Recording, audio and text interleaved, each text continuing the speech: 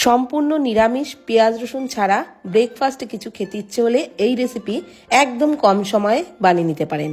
এটা খেতে দারুণ লাগে, যে কোনো দিন ব্রেকফাস্টে বা ডিনারেও বানাতে পারেন, খেতে অসম্ভব ভালো হয়। তো এই রেসিপির জন্য একটা কড়াইয়ের মধ্যে প্রথমেই নিয়ে নিলাম 1 কাপ সুজি। সুজিটাকে মিডিয়াম ফ্লেমে নাড়াচাড়া করে বেশ ভালো করে ভেজে নিচ্ছি। 4-5 মিনিট মতো সুজিটাকে ভালো করে ভেজে নিতে হবে। আর ভাজতে ভাজতে সুজি ভাজার থেকে একটা হালকা গন্ধ বেরোতে শুরু করবে, তো ততক্ষণ পর্যন্ত ভেজে নিতে হবে। খুব বেশি লালচে করে কিন্তু ভাজবেন না। তো 4-5 মিনিট ভেজে নেওয়া হয়ে গেছে, এখন সুজি নামিয়ে নেব, এর থেকে বেশি আর ভাজবো না। সুজি নামিয়ে ওই কড়াইয়ের মধ্যে দিয়ে দিচ্ছি 2 টেবিল চামচ সাদা তেল, ওর মধ্যে 1 চামচ ঘি দিয়ে দিলাম। ঘিটাকে তেলের সাথে ভালোভাবে মিশিয়ে গরম করে নিলাম। তারপর 1 মুঠো চিনে বাদাম দিয়ে নাড়াচাড়া করে ভেজে নিচ্ছি। তো বাদামও বেশ লালচে করে ভেজে নেওয়া হয়ে গেছে, এখন বাদামগুলো তুলে নিচ্ছি। আপনারা এই রেসিপিতে কাজু বাদামও ব্যবহার করতে পারেন, তবে আমি শুধু চিনে বাদাম দিয়েই তৈরি করছি। এবার ওই তেলের মধ্যেই 1/2 চামচ কালো সর্ষে, 1/2 চামচ গোটা জিরে, 1টা শুকনো লঙ্কা ছিঁড়ে দিলাম, 1টা তেজপাতা ছিঁড়ে দিলাম। তারপর দিয়ে দিলাম 8-10টা মতো কারি পাতা, 1/2 চামচ কুচিয়ে নেওয়া আদা। একদম লো ফ্লেমে সমস্ত কিছু নাড়াচাড়া করে ভেজে নিচ্ছি। সবকিছু ভেজে নেওয়া হয়ে গেলে দিয়ে দিচ্ছি ডুমো করে একটা বড় আলুকে কেটে নিয়েছিলাম, সেই আলুটা দিয়ে নাড়াচাড়া করে একটু ভেজে নিচ্ছি। আর এটা আমি পেঁয়াজ ছাড়া তৈরি করছি, আপনারা চাইলে অবশ্যই পেঁয়াজ কুচি দিয়েও একই রকমভাবে রেসিপিটা তৈরি করতে পারেন। পরিমাণ মতো লবণ দিয়ে আলুটাকে নাড়াচাড়া করে প্রথমে ঢাকনা খোলা অবস্থায় একটু ভেজে নিচ্ছি 1 মিনিট মতো। তারপর ঢাকনা চাপা দিয়ে আরও 1 মিনিট মতো ভেজে নিয়েছি। তাতেই কিন্তু আলু অনেকটাই সফট হয়ে গেছে, তো খুব ভালো করে আলুটাকে ভেজেও নেওয়া হয়ে গেছে।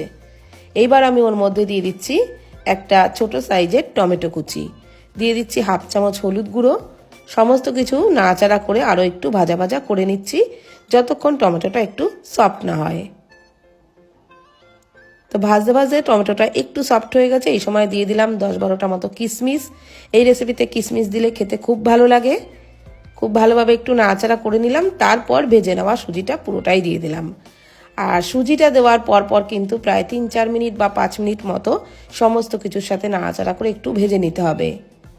তবে এই ঝাল সুজিটা বেশ ঝরঝরেও হবে আর খেতেও ভালো লাগবে যদি সুজিটাকে একটু ভেজে নেওয়া হয়।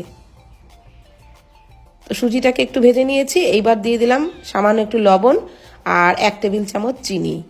চিনি কিন্তু অবশ্যই করে এই রেসিপিতে একটু দেবেন, তাহলে স্বাদটা খুব ভালো আসবে।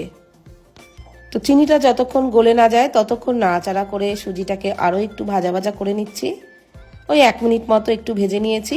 এইবার আমি ওর মধ্যে দিয়ে দিচ্ছি জল। 1 কাপ জল কিন্তু পুরোটা দিচ্ছি না একবারে, অল্প অল্প করে জলের ব্যবহার করব।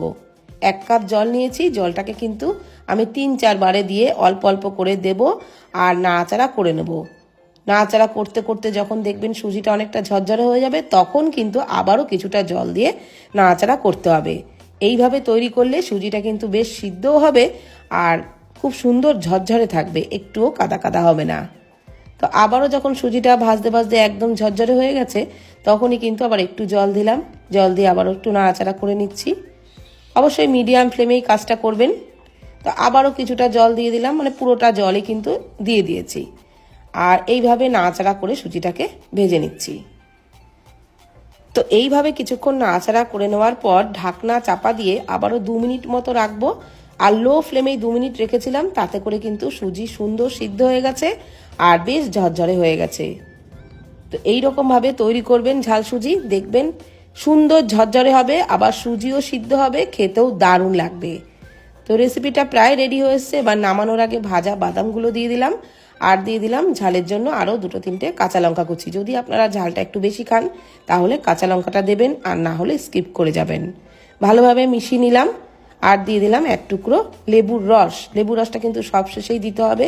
নাড়াচাড়া করেই গ্যাসের ফ্লেম বন্ধ করে দিতে হবে। লেবুর রস দিয়ে বেশি একদমই ভাজা যাবে না। তো আমাদের পেঁয়াজ রসুন ছাড়া সম্পূর্ণ নিরামিষ ঝাল সুজি কিন্তু একদম রেডি হয়ে গেছে। তো নিরামিষ দিনের ব্রেকফাস্টে হোক বা যে কোনো দিন ব্রেকফাস্টে আপনারা কিন্তু এই রেসিপি বানিয়ে নিতেই পারেন। বাচ্চা স্কুল টিফিনের জন্য তৈরি করতে পারেন, খেতে দারুণ লাগবে।